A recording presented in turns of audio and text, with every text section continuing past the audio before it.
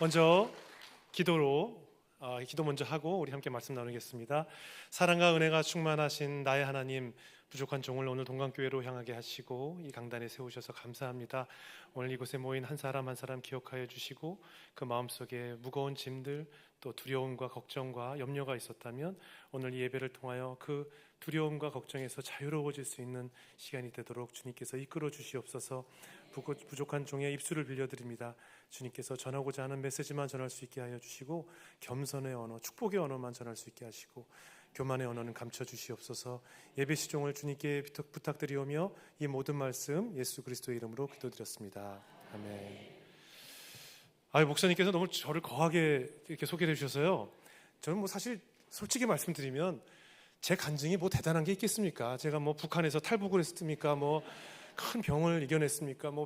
유튜브 가면 다 있거든요. 사실 다 그 얘기가 그 얘기고. 하지만 저는 이렇게 교회에 초청을 받을 때마다 많은 성도님들이 저를 축복해 주시고 이렇게 손을 붙잡아 주시고 저를 이렇게 반가워해 주시는, 그게 저에겐 또 에너지가 되고, 또 이렇게 가깝게 여러분 이렇게 얼굴에 가깝게 뵙고 또 저보고 볼 때마다 이렇게 키가 큰 줄 몰랐다고 말씀해 주시면 저도 저희 어머니께 또 감사하고 이러면서 사진도 찍고, 이것이 제가 와서 여러분 성도님들을 만나는 또 저에게 은혜가 아니겠습니까? 그래서 언제든지 저는 기쁜 마음으로 함께하고 있습니다.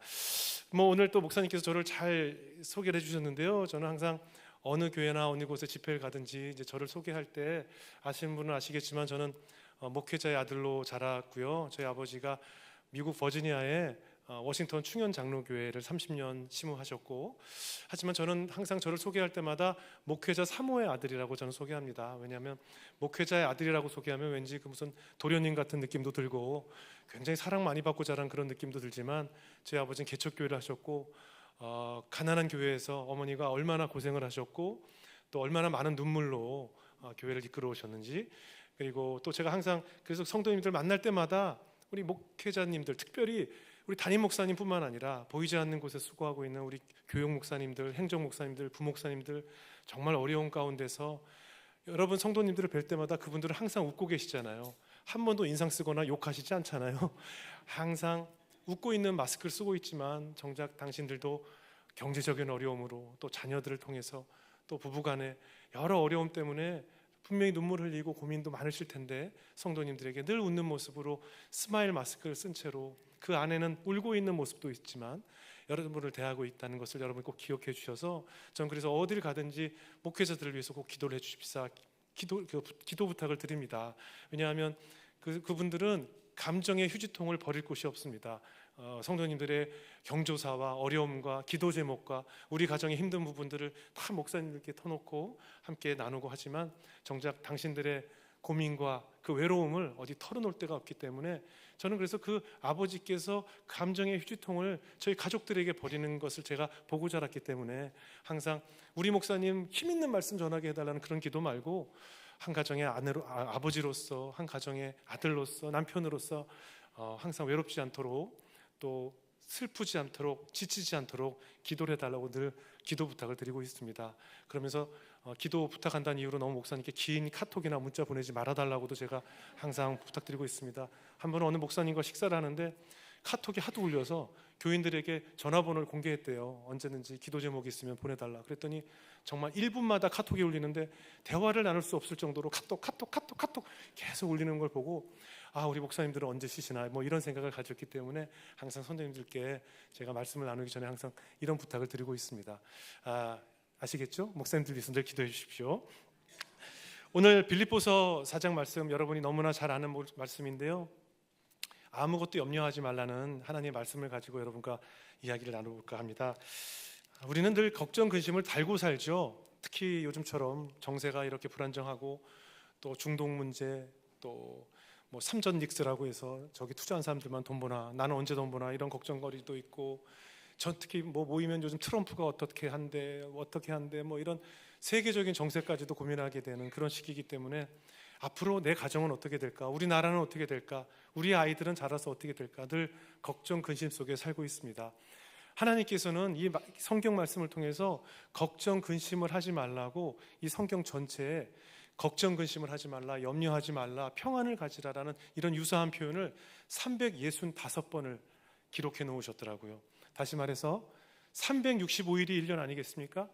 1년에 한 번씩, 하루에 한 번씩 매일 나에게 염려하지 말아달라고, 염려하지 말라고 끝없이 말씀을 하고 계십니다. 하지만 우리는 늘 걱정 근심을 하잖아요. 제가 오늘 인형을 하나 가지고 왔는데요. 이 인형은 과테말라에서 선교하시는 선교사님께서 저 방송에 출연하면서 선물로 갖다 주신 인형인데, 과테말라의 그 휴양지에 가면, 많은 그 공항이나 터미널에 가면 이 선물 상품 파는 곳에 이 인형을 판매한다고 그래요. 이 인형의 이름은 걱정 인형입니다. 말 그대로 이 인형이 걱정을 대신해 준다고 해서 걱정 인형이라고 합니다. 이 인형에 얽힌 전설은 무엇이 있었냐면, 과테말라에 어느 할머님과 단둘이 사는 손녀가 있었대요. 근데 이 손녀가 학교에만 다녀오면 나를 괴롭히는 친구, 또 나를 못 살게 구는 친구, 또 선생님께서 자꾸 공부를 못한다고 꾸중하시고 너 왜 예습을 안 해왔니 하면서 자꾸 야단을 치시니까 이 아이가 매일 밤 자기 전에 걱정 근심을 너무 많이 하고 있는 거예요.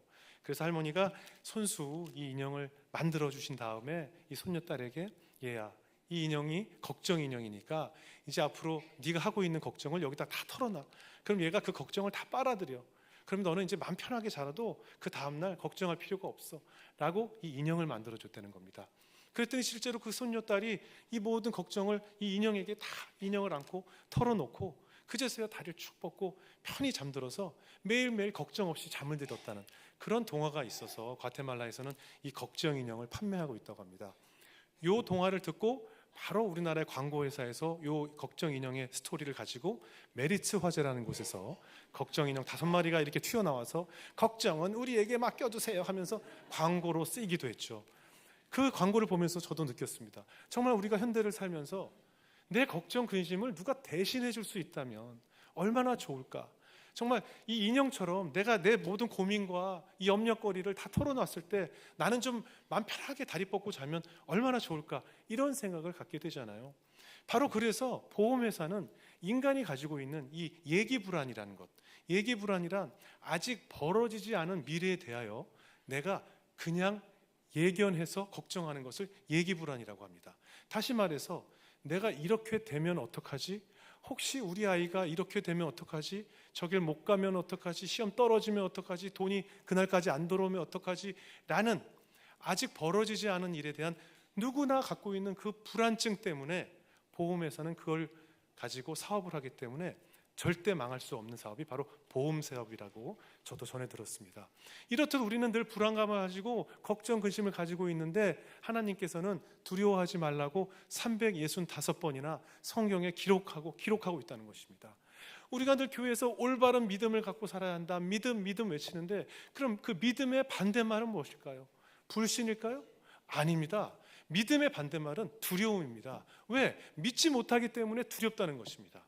우리가 왜 쟤는 믿는 구석이 있다라는 표현도 쓰잖아요. 근데 믿는 구석이 있는 사람은 두려워하지 않습니다. 아버지 빽이 있어서, 뭐 높은 권력을 가진 사람의 빽이 있어서 어딘가에 내가 믿을 구석이 있다면 두려워할 필요가 없거든요. 내가 두려워하는 것을 바로 그 믿는 구석이 해결해 줄 거라는 믿음이 있기 때문에 우리는 두려워하지 않는다는 것입니다.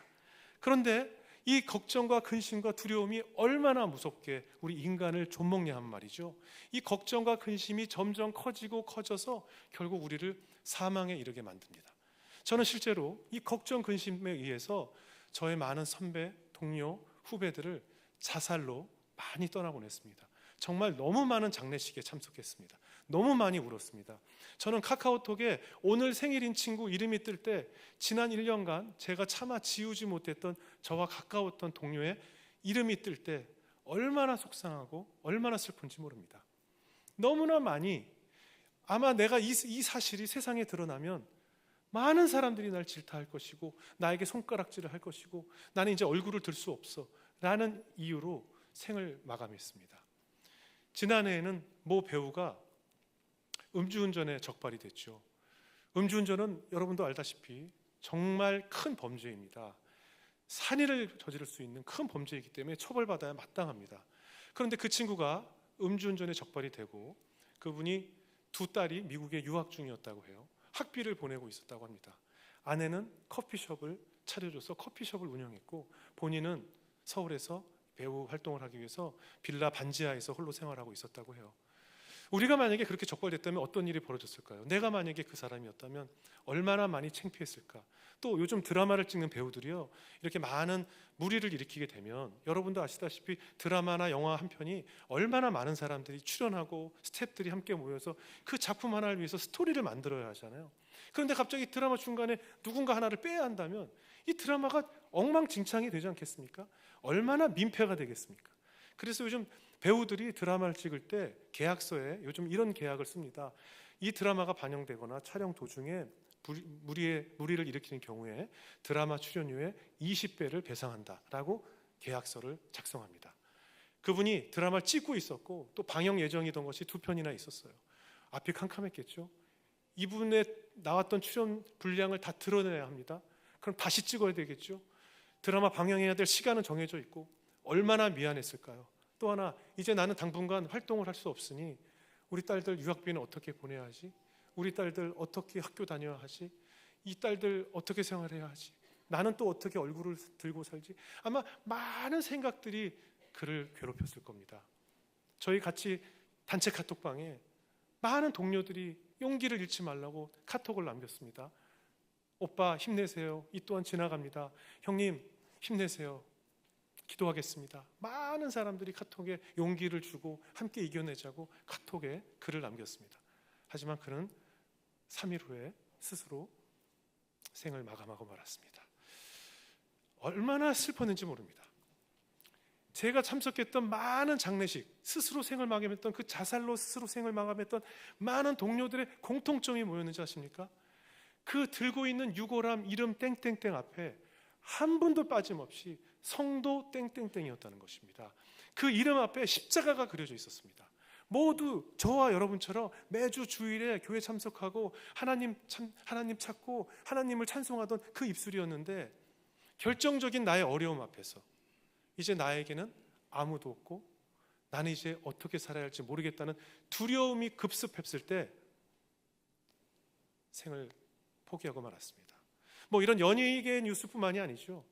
어떤 가장이 직장에서 실직을 당하고 나서 아내와 새벽 4시 반에 자고 있는 9살 된 딸을 들쳐업고 차에 태우고 전속력으로 바다에 향해서 뛰어들어 온 가족이 사망하는 뉴스를 우리는 또 보도를 통해서 접했습니다. 이렇듯 우리나라는 끝없이 이 자살의 영들이 뭔가 어려움이 닥쳤을 때 이걸 어떻게 이겨내야 할지 방법보다는 내가 이것을 회피하고 포기하게 만드는 그런 영들이 이 나라를 지금 지배하고 있다는 것입니다. 실제로 제가 지난해 저희 아버님이 소천했을 때 장례 지도사분과 이야기를 나누게 되었는데요. 그 장례 지도사분 말씀이 우리나라가 OECD 자살률 1위인 걸 여러분 알고 계시죠? 그런데 실제로 이 통계가 작다는 거예요. 적다는 거예요. 실제 통계보다 10배, 20배가 자살하는 사람들이 많다는 겁니다. 그래서 그 장례 지도사분 말씀이 자살이 의외로 정말 많은데 이 통계에 잡히지 않는 자살이 어떤 것들이 있느냐? 바로 노인 자살인데, 우리가 노인 자살하면 보통 너무나 어렵게 사는 독거노인들이 그 경제적인 어려움과 질병을 견디지 못하고 혹시 스스로 생을 마감했나 이런 생각들을 하잖아요. 근데 그렇지 않다는 거예요. 버젓이 자식들이 있는 부모님들이 자살을 택하시는데 언제 스스로 생을 마감하시냐면 요양병원 가기로 약속한 날, 요양원에 모시기로 한 그 전날 스스로 생을 포기하신다는 거예요. 많은 어르신들이, 많은 부모님들이 내 자식이 날 버리는구나, 난 이제 가족마저 나를 버리기 때문에 난 이것을 견딜 수 없다. 그리고 많은 어르신들이 요양병원이나 요양원에 가는 것이 양로원에 마치 노인을 버리는 곳이라고 생각을 해서 그것을 괴로워하다 못해서 스스로 생을 포기하신다는 겁니다. 저희 아버님도 그랬습니다. 저희 아버님도 요양병원 모시는 날 저를 발로 차시고 저한테 욕을 하시면서 나쁜 자식이라고, 저런 불효막심한 아들이라고 저와 울면서 아버지 그렇지 않다고, 아버지도 좋은 곳에 모시고 싶다고, 더 이상 이 집에 벽에 똥칠하는 것을 저희가 어머니가 너무 힘들어하니까 가자고. 그래서 저희도 모셨거든요. 근데 실제로 그렇게 요양병원 가기 전날 스스로 생을 포기하신 많은 어르신들의 그 사망 숫자는 통계에 자살로 잡히지 않는다는 거예요. 왜냐? 그 자식들이 어떻게 사망 신고를 하냐면, 주변에 어떻게 알리냐면 원래 당뇨가 있으셨습니다. 심장이 안 좋으셨습니다. 원래 폐혈증으로 돌아가셨습니다. 무슨 질병으로 돌아가셨습니다. 라고 알리게 되겠죠. 어떻게 자식이 있는데 자살을 했다고 알리겠습니까? 그런데 실제로 이 시신을 관리하는 장례지도사분이 본인들이 맡았을 때 너무나 많은 어르신들이 그렇게 생을 포기하는 모습을 목격했다는 것입니다. 다시 말해서 아직 벌어지지 않은 이런 미래에 대해서 이것은 나는 버리는 일이고 나는 거기에 가면 곧 죽을 것이고 내가 스스로 예견된 미래의 모습을 생각하면서 더 이상 나는 살 가치가 없고 나는 이제 더 이상 기댈 곳이 없다고 생각하는 그런 사람들이 너무나 많다는 것입니다. 성도님들 가운데도 너무나 많다는 슬픈 소식 아니겠습니까? 이렇듯 두려움과 걱정과 근심은 우리를 이렇게 사망의 골짜기로 몰아넣는다는 것입니다. 이 걱정 근심하면 그런 것뿐만이 아니겠죠. 우리 얼마나 시시콜콜한 걱정들이 많습니까? 특별히 우리 성도님들 늘 교회 오면 이렇게 늘 할렐루야 당신은 이런 표정을 짓다가도 딱 두 가지 얘기가 딱 나오면 표정이 변하는 게 있어요. 딱 두 가지 키워드가 있죠. 갑자기 정치 얘기하면 쓱 변하면서 너 파랑이야 빨강이야 이런 걸로 갑자기 확 변하잖아요. 그리고 또 우리 어머님들 행복하고 사랑스럽게 자녀들 중고등부 다음 세대들 믿음의 아들로 키워야 합니다라고 외치다가도 갑자기 교육 문제, 대학 문제, 진학 문제 나오면 어느 학원에 가야 된대요? 이러면서 갑자기 표정이 바뀌잖아요. 왜냐? 우리 자녀들은 나처럼 살지 않았으면 좋겠거든요. 내가 영어를 못했기 때문에 이렇게 어려웠으니까 내 자식은 영어를 잘했으면 좋겠고, 내가 이 정도밖에 못 배웠기 때문에 이렇게 살았기 때문에 내 자식은 더 배워서 더 좋은 곳에 가서 네이버, 카카오, 쿠팡에 취직했으면 좋겠고, 삼성전자 요즘 하이닉스에 좀 취직을 했으면 좋겠다라는 이런 희망들을 갖고 있기 때문에 공부의 자식아 쓸데없는 짓 하지 말고 이렇게 우리 아이들을 야단치고 있지 않습니까? 하지만 여러분, 이 세상을 바꾼 모든 위인들의 공통점이 뭔지 아세요? 그들은 다 쓸데없는 짓을 했던 사람들입니다. 애플을 만든 스티브 잡스를 비롯한 모든 이 전 세계를 바꾼 사람들은 다 그 쓸데없는 짓, 그리고 친구들에게 왕따 당하고 손가락질 당하고 친구 없고 방에서 게임한답시고 컴퓨터 앞에 앉아있던 그들이 세상을 바꾸는 일을 했다는 것입니다. 그래서 이 세상에 쓸데없는 짓이라는 것은 없습니다. 그래서 우리 아이들을 그렇게 올가매고 졸라매고 어떻게든지 공부를 더 하라고 시키는 것은 아닌가, 이런 생각을 갖게 됩니다.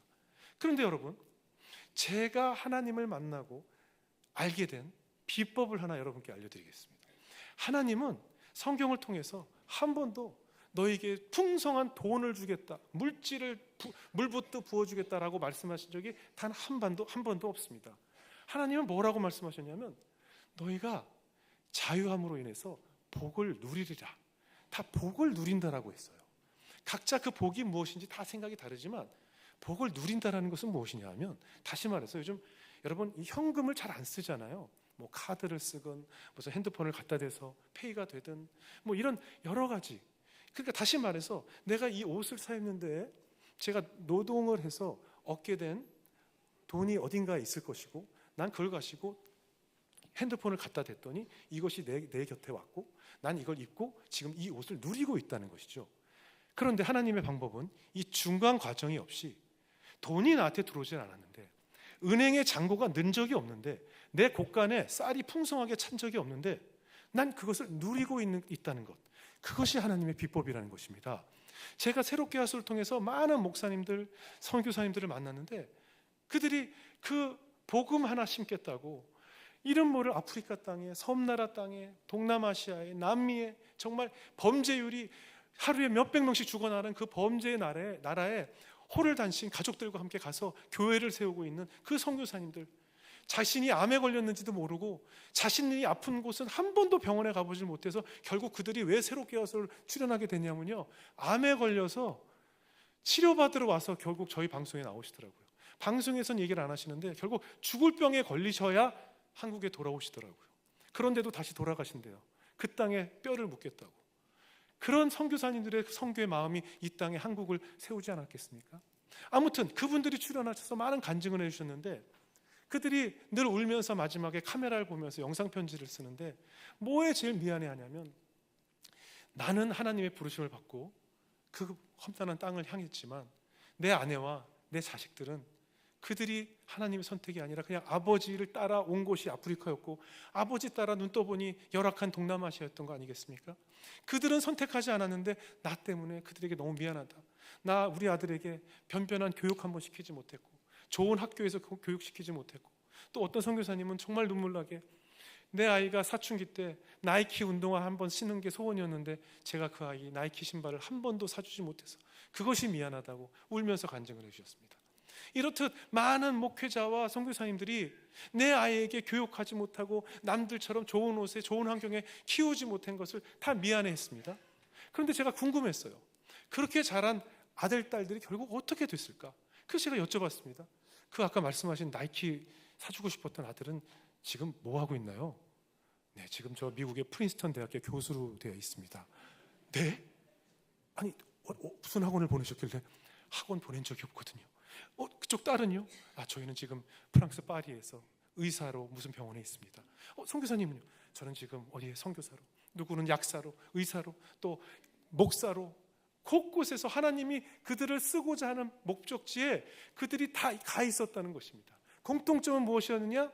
대치동 학원, 무슨 목동 학원 이런 곳에 보내서 간 것이 아니라 목사님들 당신은 하나님 복음 전하느라 내 자식 뭘 하는지 어떤 분은 그러셨다고 그래요. 목사님 아들이 나가는데 어디 나가니? 아빠 저 오늘 수능시험 보러 가요. 그랬더니 너 벌써 고3 됐니? 자신의 아들이 고3이 됐는지도 모르고 그냥 이러고 사셨다는 거예요. 언제 고3 됐니? 이런 말씀을 드리면서 내가 복음 전하고자 성도님들 섬기고 교회 섬기느라 돌보지 못했던 내 사각지대에 놓였던 내 자식 아들 딸들이 나의 방법이 아닌 우리가 알고 있는 학원의 교육의 방법이 아닌 하나님의 방법으로 그들을 하나님이 알아서 키워주셨더니 그들이 다 하나님이 쓰시고자 하는 목적지에 탁탁탁탁탁 가게 되었다는 것을 제가 알게 됐다는 것입니다. 다시 말해서 우린 돈만 하나님이 많이 주시면 내 돈으로 좀 좋은 교육도 시키고 내 아이의 좋은 환경에서 좀 키우고 나도 좀 떳떳하게 살고 이렇게 돈을 달라고 하고 있지만 하나님은 돈이 아닌 그 과정 없이 그곳에 가게 해주신다는 은혜를 저에게 알려주셨다는 것이었습니다. 그래서 저는 이것이 얼마나 놀라운 은혜인지 모릅니다. 실제로 저희 새롭게 해서 출연했던 이성근 선교사님이라는 분이 계신데 그분의 아들, 딸이 누구냐 하면 바로 악동 뮤지션이라는 가수예요.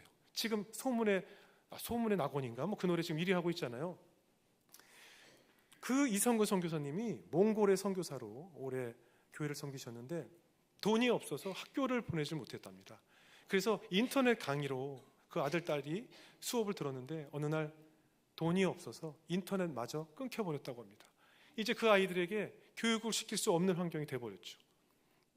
가장인분은 아시겠지만 내가 아버지로서 아들, 딸을 앉혀놓고 아빠 이제 어떻게 해요?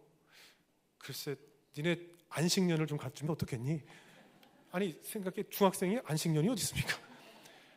그러니까 그 아이들이 그럼 우리 쉬어요? 그래 그럼 뭐 하죠? 아빠도 모르겠다 그냥 방에 가서 놀아라. 그때 애들이 아싸 하고 방에 가서 뚱땅뚱땅 거렸다는 거예요. 아버지로서 내가 내 새끼에게 미안한데 나는 더 이상 너희들에게 교육을 시킬 수 없어. 그냥 놀아라고 말을 하는 그 애비의 마음이 얼마나 비참했을까요? 저는 제가 만약에 그 선교사님이었다면 저는 선교고 나발이고 전 다 때려치고 하나님께 원망만 쏟아내고 아마 다 모든 것을 접었을지도 모릅니다. 그런데 그렇게 그 아이들을 내버려 두었더니 하나님께서 하나님의 방법으로 그들이 뚱땅뚱땅 거리는 그 뚱땅거림 속에서 멜로디가 나오고 그 외로운 방에서 창밖을 바라보며 허벌판을 보면서 자연을 노래하며 가사를 쓰게 해서 그들이 결국 훗날 한국의 오디션 프로그램에 도전을 하게 됐고 그들이 우승 대상자가 되어서 지금은 한국을 대표하는 지금 차트에 1위를 달리고 있는 노래를 부르는 가수의 주인공이 되지 않았겠습니까? 이렇듯 하나님의 방법으로 그들이 만약에 실용음악 학원을 다녔거나 명문대 작곡과에 다니는 교수님이 그들을 교육했다면 저 역시도 마찬가지입니다. 저 여러분 작곡가 생활을 했는데요. 저희 아버지는 세상 떠나시는 그날까지 제가 만든 노래를 한 번도 들으신 적이 없습니다. 왜냐하면 저희 아버지는 세상의 모든 음악은 다 사탄 마귀 음악이라고 저한테 얼마나 퍼부었는지. 그래서 저 사춘기 때 저만 보면 저놈의 마귀 새끼, 저놈의 마귀 새끼. 전 기도 제목, 제 이름이 기도 제목이었습니다. 그 저한테 하도 마귀 새끼라고 그래서 제가 청소년 때 반항하려고 내가 마귀 새끼면 아버지가 마귀 아닙니까? 막 이러면서 이놈의 새끼 이러면서 엄청 혼났습니다. 어렸을 때 기타 치잖아요. 기타 치면 아버지 들어오면 갑자기 찬송가로 바뀌고 아버지 나가면 다시 팝송 부르고 그리고 음악을 좀 두 귀로 듣고 싶은데 두 귀로 듣다가 아버지가 문을 확 열면 걸리면 또 혼나니까 한쪽 귀로만 들어요. 무슨 저 간첩이 접선하듯이 이렇게 한쪽 귀로만 이렇게 듣고 아버지 오면 또 얼른 빼고 그렇게 저를 짓밟으셨거든요. 그렇게 짓밟았지만 저는 잡초처럼 홀로 음악을 하고 한 번도 피아노 학원을 가지 못했고 기타를 배워보지 못했지만 독학으로 기타를 하고 피아노를 하고 컴퓨터로 음악을 다루는 미디 음악을 해서 혼자 작곡하는 법을 배워서 저는 작곡가가 되었습니다. 저에게도 마찬가지로 무슨 명문대 교수님이 저를 앉혀놓고 저에게 작곡을 가르쳤다면 저는 지금의 멜로디와 지금의 노래가 나오지 않았을 것 같다는 생각을 합니다. 왜냐하면 저희 아버님도 오롯이 성도님들 또 교회 섬기느라 저희 자식들 돌보지 못했고 제가 6남매 중에 5째인데 저희 6남매가 결혼할 때 또 대학 갔을 때 학비 저희 아버지가 단돈 10,000원 보태준 적이 없고 결혼식 비용이나 무슨 저희가 자라오면서 한 번도 도와준 적이 없지만 저희 6남매가 다 보란듯이 시집장가 잘 갔고 아버지 어머니 다 좋은 결혼식장에 우리 모셔서 아주 행복하게 해드렸고 정말 천국에 가시는 그날까지 좋은 곳에서 모셨거든요. 이것은 말로 설명할 수 없는 하나님의 은혜라는 것을 제가 체험했기 때문에 하나님의 방법이라는 것이 따로 있다는 것을 제가 알아버렸다는 것입니다. 시편 42장 5절 말씀을 함께 볼까요? 시편 42장 5절 말씀입니다. 내 영혼아 네가 어찌하여 낭망하며 어찌하여 내 속에서 불안하여 하는고 너는 하나님을 바라라. 그 얼굴의 도우심을 인하여 내가 오히려 찬송하리로다. 아멘. 이사야 55장 8절 9절 말씀입니다. 여호와의 말씀에 내 생각은 너희 생각과 다르며 내 길은 너희 길과 달라서 하늘이 땅보다 높음 같이 내 길은 너희 길보다 높으며 내 생각은 너희 생각보다 높으니라. 결국 우리 자녀 교육도 내가 알고 있는 방식대로 내 아이를 교육하면 내 사이즈밖에 안 된다는 것이죠. 하나님의 생각은 내 생각과 달리 하늘처럼 높기 때문에 내 아이가 어디서 무엇을 할지 하나님이 그곳에 보내신다는 믿음이 있다면 교육에 대해서도 두려워할 것이 없다는 것입니다. 미국의 서던 웨스턴 대학병원에 최홍광 교수님이 간증하러 나오셨는데 그분이 매일 퇴근하시면서 병실을 돌면서 축복 기도를 해주신대요. 그분의 인생을 들어보니 어릴 때부터 공부를 잘했대요. 수학이 그렇게 재밌었대요. 수학이 재밌는 사람이 있더라고요. 여러분 이게 말이 됩니까? 어떻게 수학이 재밌냐고. 근데 그분은 수학을 늘 잘했고 학원 다닌 적 없이 공부해서 미국에 유학을 갔고 지금 그 노던 웨스턴 시카고에 있는 명문 학교의 교수이자 의사라는 거예요. 하나님께서 그 병원에 매일 축복 기도할 어떤 의사가 필요하셨을 테고 최영광이라는 아이를 그곳에 보내기 위해서는 공부를 잘해야 그곳에 갈 수 있으니 이 친구는 수학이 재밌었겠죠. 저 같은 사람은 수학을 잘해야 아무 필요가 없으니까 저는 수학이 그렇게 싫었고 수포자로 수학을 포기하면서 살아오지 않았겠습니까? 하나님께서 보내고자 하는 목적지가 다 있다는 우리가 믿음이 있다면 우리 다음 세대들에게 절대 잔소리하거나 공부하거나 쓸데없는 짓 하지 말라는 야단을 칠 필요가 없다는 것이죠. 여기 우리 계신 장로님들, 집사님들, 우리 어르신들, 어머니, 아버님들 잘 아시잖아요. 할머니, 할아버지들은 손녀, 손자에게 야단하거나 공부하라는 잔소리를 안 하십니다. 왜? 알았기 때문에. 이 아이에게 그런 얘기 해봐요. 아무 소용없이 이 아이가 잘 자라는 것이 더 중요하다는 걸 알기 때문에 우리 할아버지, 할머니들은 잔소리를 안 하시잖아요. 바로 하나님의 방법도 바로 이런 것이라는 것을 제가 많은 목회자들과 선교사님들을 만나면서 알게 되었다는 것입니다.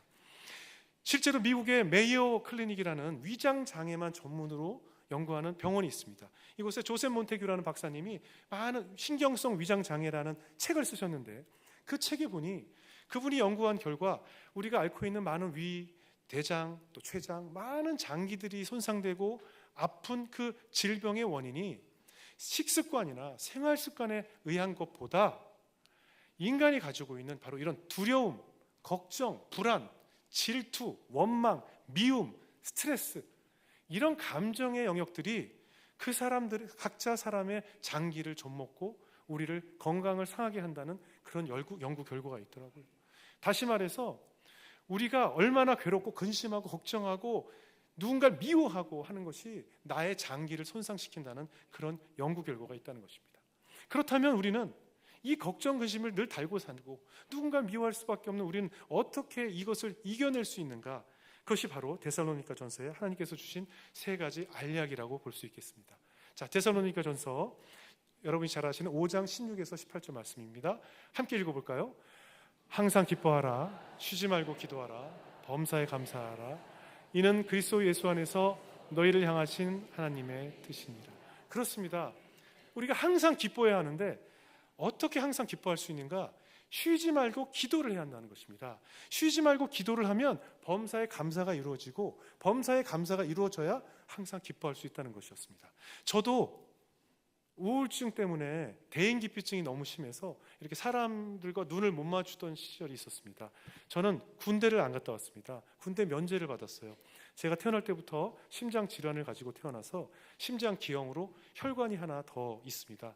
그래서 제가 그 신호가 바뀔 때 급하게 달리기를 하거나 너무 갑작스럽게 놀라게 되면 이 피가, 심장에 있는 피가 그 기형적인 혈관으로 새서 심장이 일부분만 뛰게 돼서 제가 빈혈을 일으키고 졸도하는 그런 질병을 가지고 있었거든요. 근데 이 병 이름이 WPW 증후군이라는 이름인데 이걸 한국에서 뭐라고 번역을 했냐면 조기 흥분 증후군이라고 이름을 붙였어요. 조기 흥분 증후군. 전 이 이름 때문에 벌써 여러분이 웃으시잖아요. 뭔가 제가 빨리 흥분하는 사람으로 보이시죠? 저 말도 안 되는 병으로 군대를 뺐다라는 이유로 저는 정말 100만 안티가 생겨서 제가 출연하는 방송마다 제가 하는 뭐 어디마다 정말 얼마나 많은 악플로 시달리고 제가 출연하는 곳마다 하여튼 저를 하차시키라고 뭐 말도 안 된 병명으로 군대 면제받은 연예인 리스트에 항상 3위 안에 들어있었습니다. 그렇듯 전 세상 사람들에게 질타를 받고 손가락질을 받으면서 우울감과 내 마음에 기쁨이 없었습니다. 하지만 저 같은 모태신앙자들은 아무리 우울하고 괴롭고 어쩔 때 술 먹고 잠이 쏟아져도 교회는 안 빠집니다. 습관적으로 교회는 가요. 어떻게든 교회는 가요. 잘망정. 그래서 저렇게 맨 끝에 교회 앉아서 이렇게 앉아 있으면 막 기뻐하라고 찬송하면서 박수 치는데 그 모든 게 다 마음에 안 드는 거예요. 뭐까지 꼴 보기 싫으냐면 이렇게 박수를 치는데 권사님들이 꼭 쿵 짜게 쳐야 되는데 쿵에 자꾸 쳐요. 아, 저분들 자꾸 쿵에 쳐. 좀 한 템포만 쉬었다 짜게 치지. 뭐 이런 것까지 다 그냥 뭐 마음에 안 드는 거예요. 기쁘지 않으니 별게 다 마음에 안 드는 거잖아요. 이렇듯 제가 기뻐하지 못했던 것을, 제가 왜 기뻐하지 못했나를 저는 컴패션의 역사와 컴패션을 제가 접하면서 알게 되었습니다. 한국 컴패션은 1952년도에 대한민국 이 땅에 전쟁으로 많은 미국 병사들이 죽어나가니까 미국 시카고에 있는 스완슨 목사님이란 분이 한국에 오셔서 이 미국 병사들이 죽기 전에 축복 기도를 해주고 싶다라고 해서 한국에 오셔서 매일 여인숙 같은 곳에서 주무셨대요. 근데 매일 아침 새벽 기도를 하기 위해서 눈을 뜨시면 큰 트럭에 검정색 쓰레기 봉투가 엄청 많은 쓰레기를 담아가더라는 겁니다. 그런데 어느 날 갑자기 출발을 하니까 쓰레기 봉지 하나가 땅으로 떨어졌는데 그러면서 봉지가 쭉 찢어졌대요. 그런데 그 안으로 찢어진 봉투에서 어린이들의 팔이 툭 떨어진 거예요. 그래서 목사님이 뛰어가서 찢어서 봤더니 지금까지 매일 목격했던 그 쓰레기 봉지가 바로 한국의 전쟁에서 죽어나간, 배고픔으로 죽어나간 전쟁 고아들의 시신이었던 것이었습니다. 그래서 그 스완스 목사님이 시카고로 돌아가서 여러분, 한국의 전쟁 고아들이 이렇게 죽어나가고 있습니다. 이들을 살려야 합니다. 이들이 배고픔에 얼어 죽어가고 있습니다. 라고 외쳤다고 합니다. 그랬을 때 그 교인들이 뭐라고 했을까요? 지금 우리 여기 기차역 앞에 가도 집 없는 노숙자들, 노숙인들이 이렇게 많은데 왜 한국 땅을 도와야 합니까? 라고 질문했다죠. 그랬더니 그 스완스 목사님께서 여러분, 우리가 천국에 갔을 때 하나님께서는 우리 교인들만 오는 것을 원하지 않습니다. 우리 백인들만 오는 것을 원하지 않습니다. 아프리카 땅에, 특별히 한국 땅에 저 전쟁 고아들이 바로 하나님을 만나서 이 천국에 함께 올라가기를 하나님은 원하십니다. 라고 설득을 해서 그들을 돕기 시작했다는 것입니다. 그 후로 저는 직접 눈으로 확인하고 싶어서 필리핀, 또 태국, 인도네시아, 아이티 극빈한 마을을 찾아다녔습니다. 제가 찾아간 곳은 무덤 마을, 또 무덤 마을이라는 곳에 가면 무덤에 사람들이 사는데 그냥 무덤을 파서 다른 시신도 넣고 그러다 보면 원래 있던 시신의 뼈들이 나옵니다.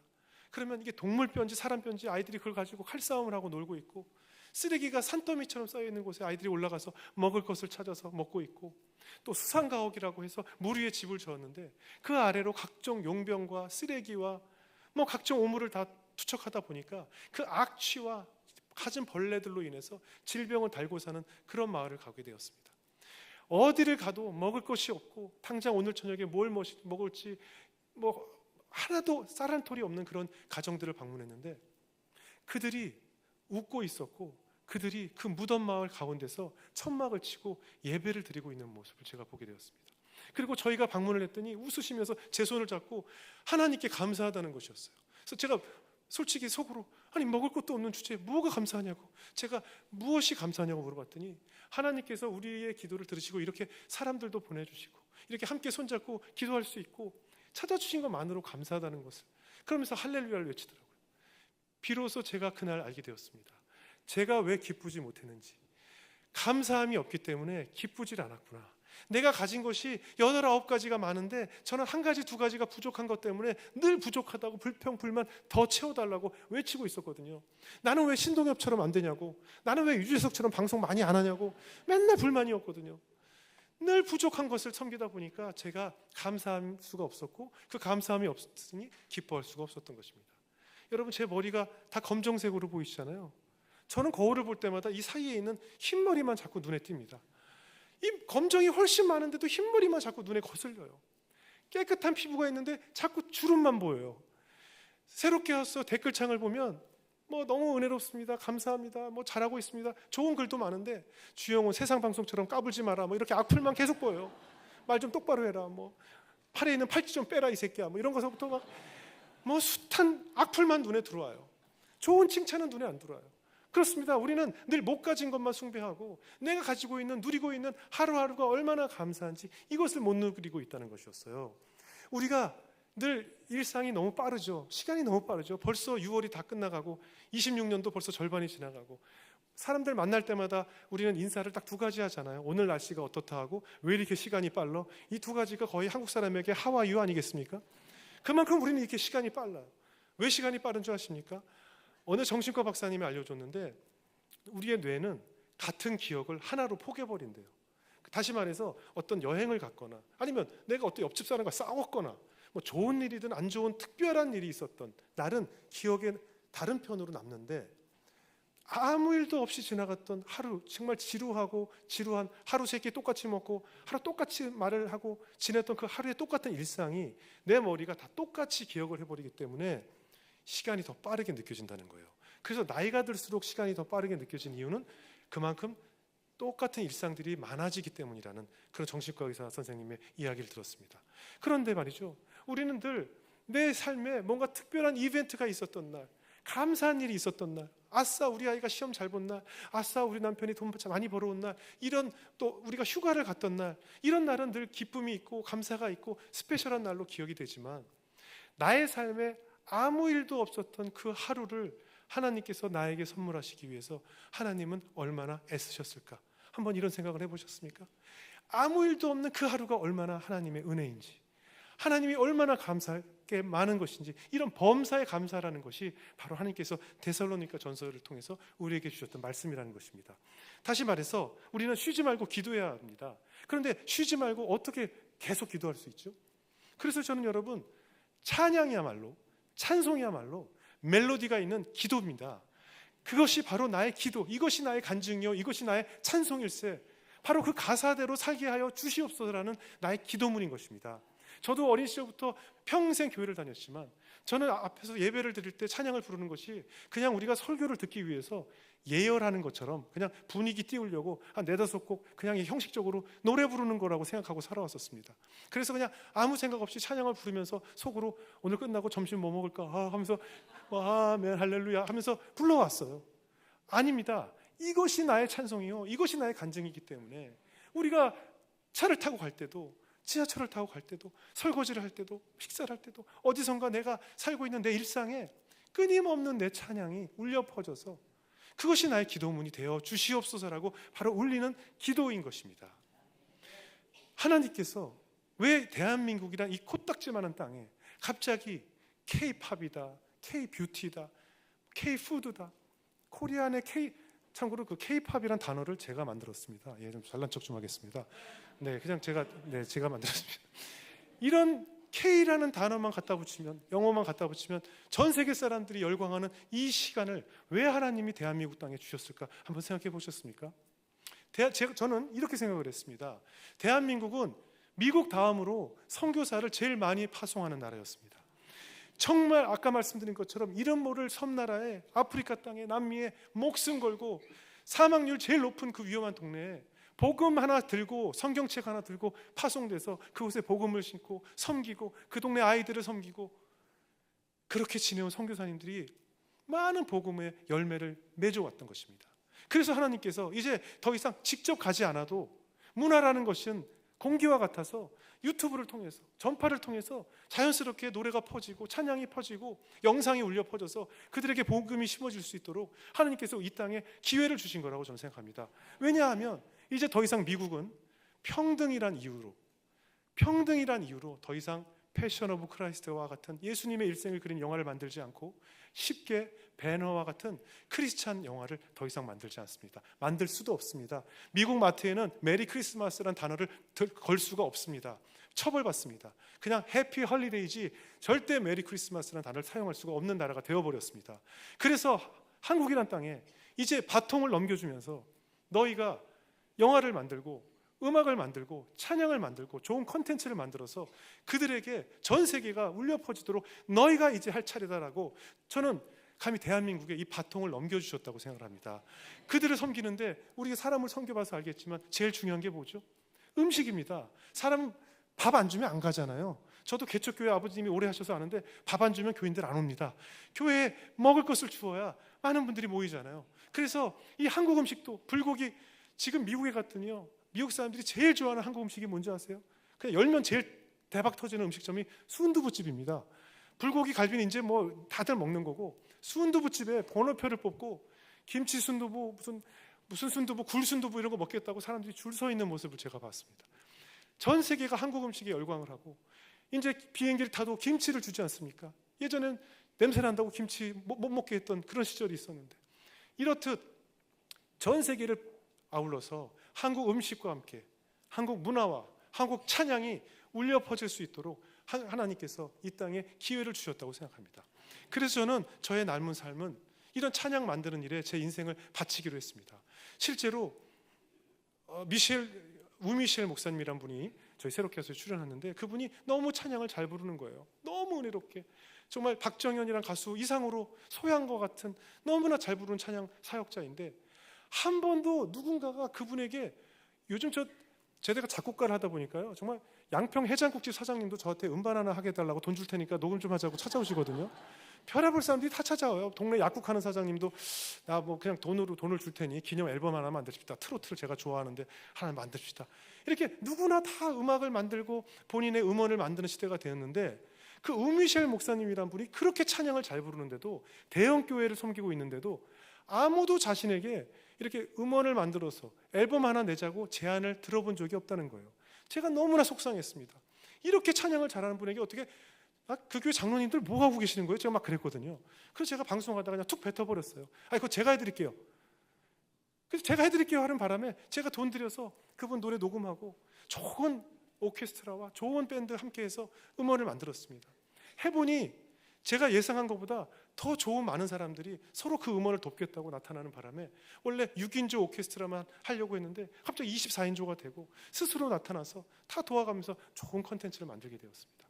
이렇듯 이제 앞으로 교회는 찬양이 울려 퍼져야 합니다. 여러분 코로나 때 우리 영상으로 예배를 드려봤잖아요.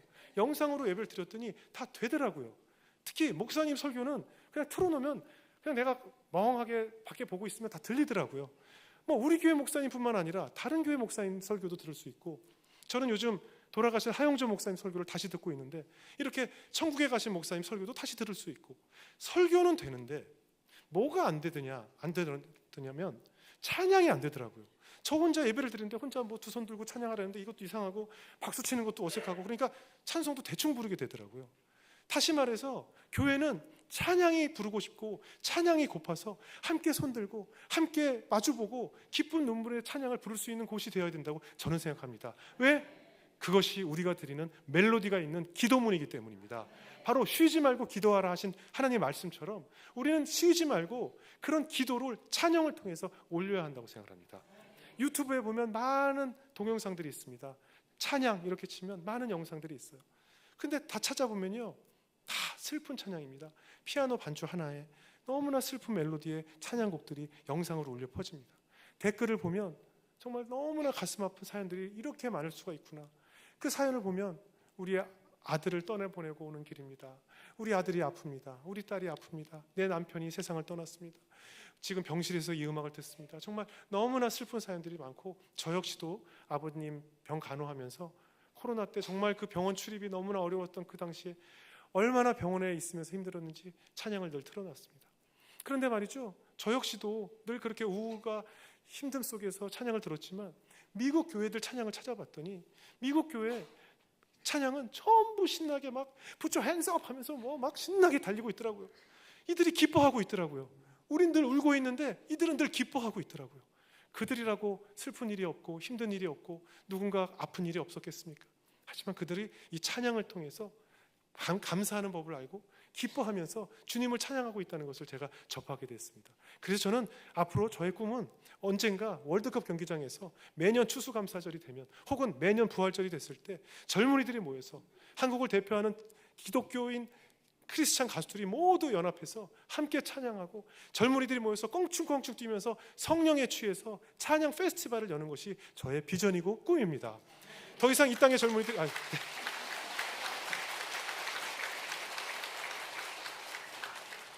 아마 지금 시즌부터 7월이 되면 매 주말마다 각 곳곳에서 뭐 워터밤이란 이유로 그냥 노출 심한 분들이 나와서 노래 부르고 물대포 쏘가면서 양주회사, 맥주회사가 협찬을 해서 막 술을 잔뜩 갖다 부어서 부어라 마셔라 하면서 이 땅의 젊은이들이 술에 취해서 음악에 취해서 머리를 흔드는 그런 페스티벌이 거의 매주 열립니다.